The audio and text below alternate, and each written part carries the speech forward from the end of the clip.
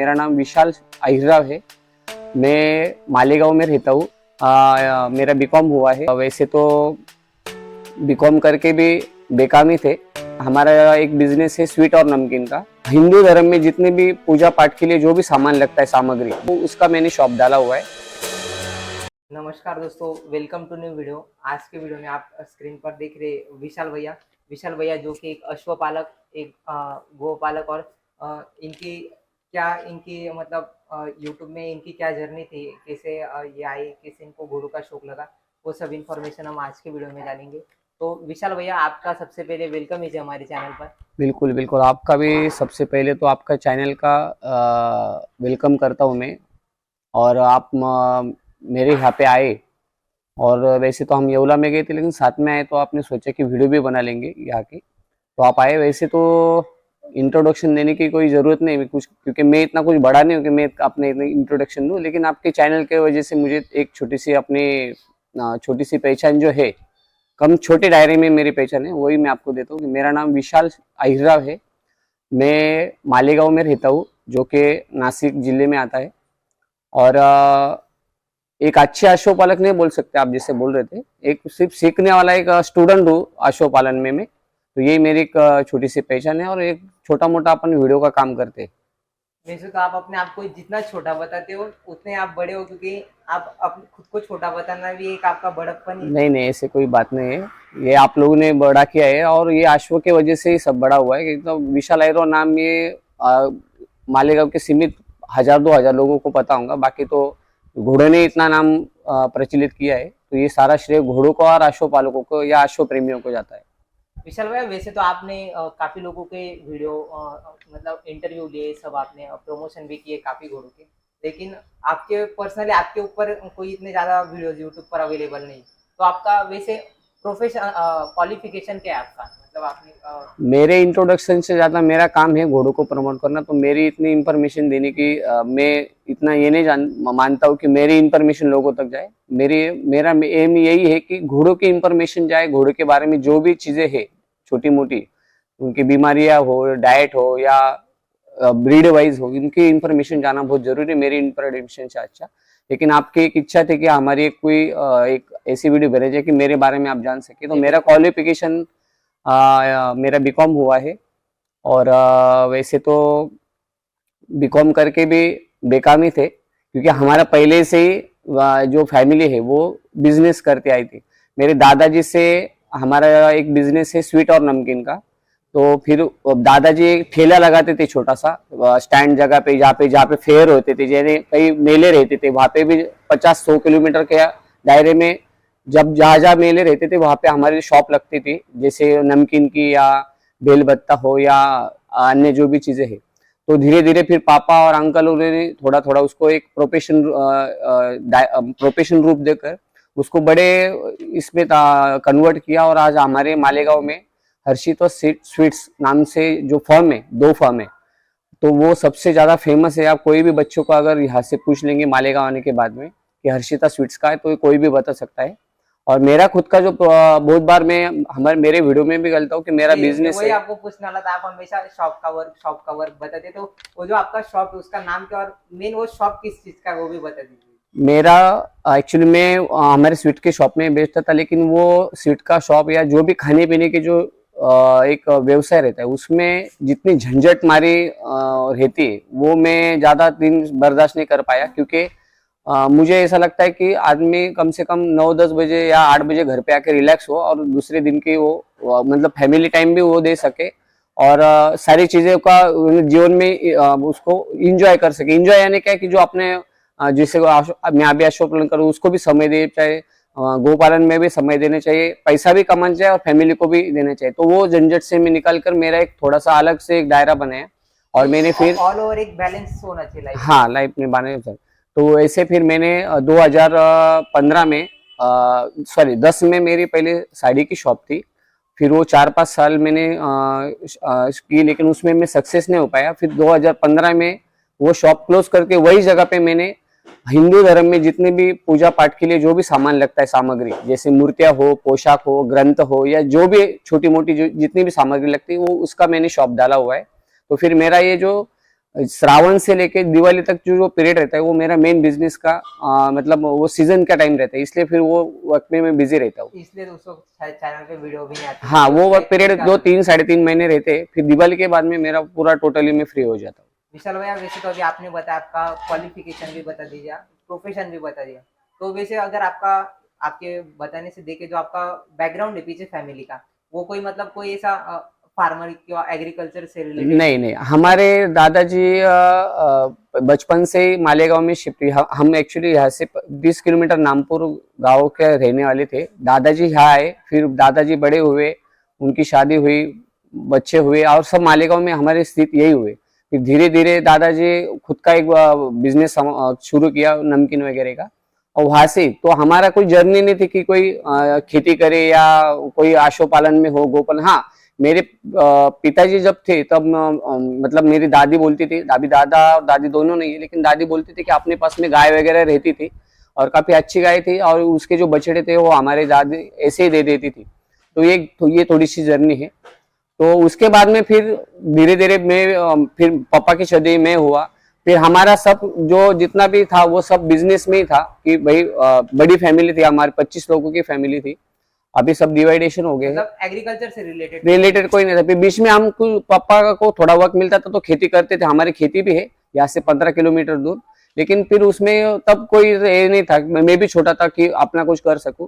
लेकिन घोड़ों का और गाय का एक अट्रैक्शन है ना, वो मुझे लगता है कि अट्रैक्शन ये जो भी रहता है कि हमारे पास आने चाहिए, ये पिछले जन्म का ही कुछ लेके आते हैं, तभी आता है, खून में आता है।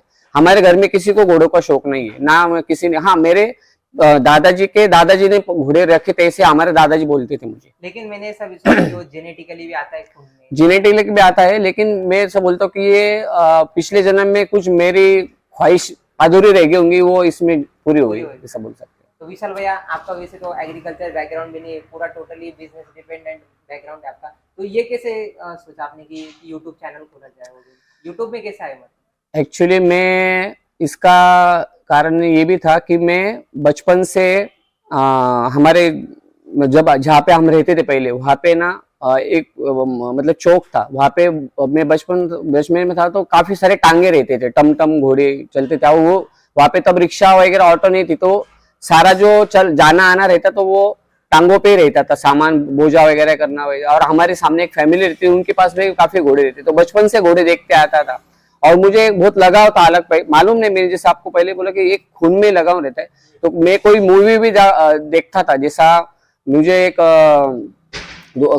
खुदा गवाह मूवी है, एक खून भरी मांग है जिसमें घोड़े से रिलेटेड कोई है, और एक चेतक नाम का एक विनोद खन्ना जी का भी एक मूवी थी। तो ये मुझे अट्रैक्ट करते थे, तो बचपन से हाँ, कि अपने पास में घोड़ा होना चाहिए, ऐसा वैसा। तो तब से फिर मेरी ये थी। फिर धीरे धीरे जैसा मैं बड़ा हुआ तो फिर मैंने 2007 में कहे घर पे एक गाय की बछड़ी लाई थी, जो अभी भी मेरे पास में आप काफी सारे मेरे चैनल पर भी देख सकते हैं, जिसका नाम कृष्णा है, जिसको अभी 15 से 16 साल मेरे ही घर में हुए। तो ये मैंने पहले लाई थी। उससे पहले भी हमारे पास में एक गाय थी जो मेरे अंकल ने मेरे लिए गिफ्ट लाई थी, लेकिन वो थोड़ी सी गर्म थी, यानी बहुत मतलब जैसे बोल सके उसका मिजाज बहुत गर्म था, तो हमने वो हमारे एक ग्वाल था उसको दे दी थी। बाद में फिर मैंने ये खुद लाई थी, तो तब से ये जर्नी चालू हुई।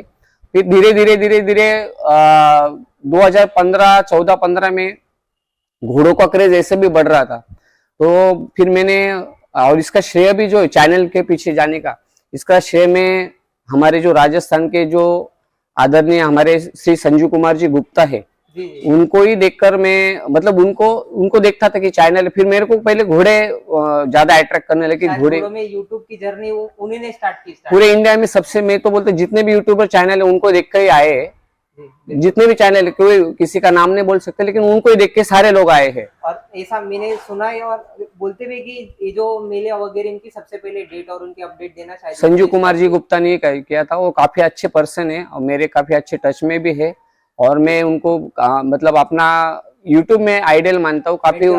बिल्कुल बिल्कुल, बहुत ही अच्छे इंसान है। जब भी मिलते बहुत हंसी से मिलते, जैसा बहुत पुरानी मुलाकात हो और रोज मिलते, ऐसी उनकी पहचान है।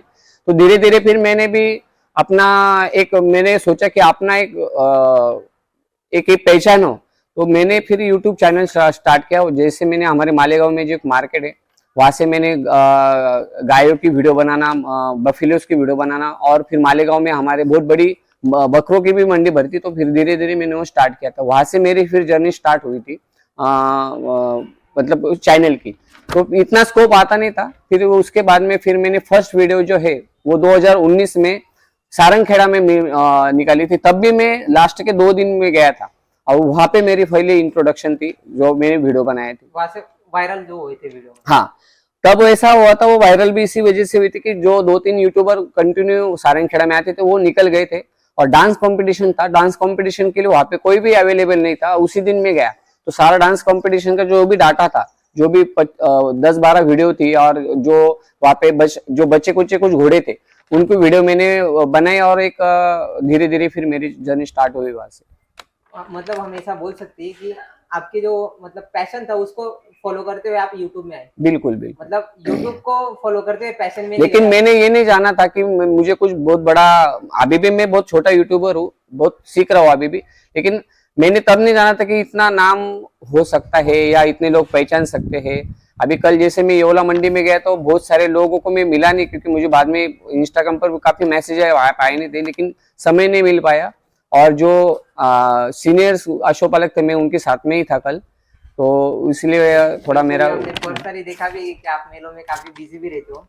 तो विशाल भाई हमको ये भी बताइए कि आप यूट्यूब जर्नी में सब आए, तो वैसे यूट्यूब के अंदर आते हुए हमें हॉर्स मार्केट की काफी चीजें जो अननोन होती है वो मालूम भी पड़ती है लोगों से पहले। हाँ, तो उसके अंदर मतलब आपके से बैड एक्सपीरियंस क्या और गुड एक्सपीरियंस क्या है? मतलब सबसे पहले हम बोलते हैं अच्छे एक्सपीरियंस आपने क्या देखी इसकी वजह से? अच्छे एक्सपीरियंस ये हुए कि जैसे मैंने आपको पहले भी बताया कि इससे एक यूट्यूब से एक आदमी की एक फेस वैल्यू बढ़ती है, वैसे ही मेरी फेस वैल्यू बढ़ी।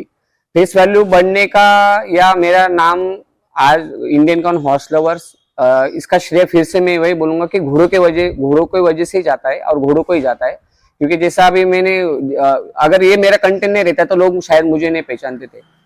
तो जैसा गुड एक्सपीरियंस यही है कि घोड़ा आपका नाम बना सकता है अगर आप अच्छे काम करेंगे, लेकिन इसमें आपकी सच्चाई, आपकी मेहनत और एक ट्रांसपेरेंसी, इसी को लोग पसंद करते हैं। और यही मैं मतलब शुरुआत से लेके आगे तक जहां तक मेरी जर्नी यूट्यूब में रहेंगी या जहां तक मैं घोड़ों में रहूंगा, तो जितनी मेरे से हो सके उतनी ट्रांसपेरेंसी में रखने की कोशिश करूंगा। और अच्छे एक्सपीरियंस है कि लोग मिले, अच्छे लोग जुड़ते गए, एक अच्छा ग्रुप बनता गया। और मतलब मैं काफी भगवान का शुक्रगुजार हूँ कि मुझे अच्छे लोग मिलते गए। मुझे बैड एक्सपीरियंस बहुत कम आए हैं।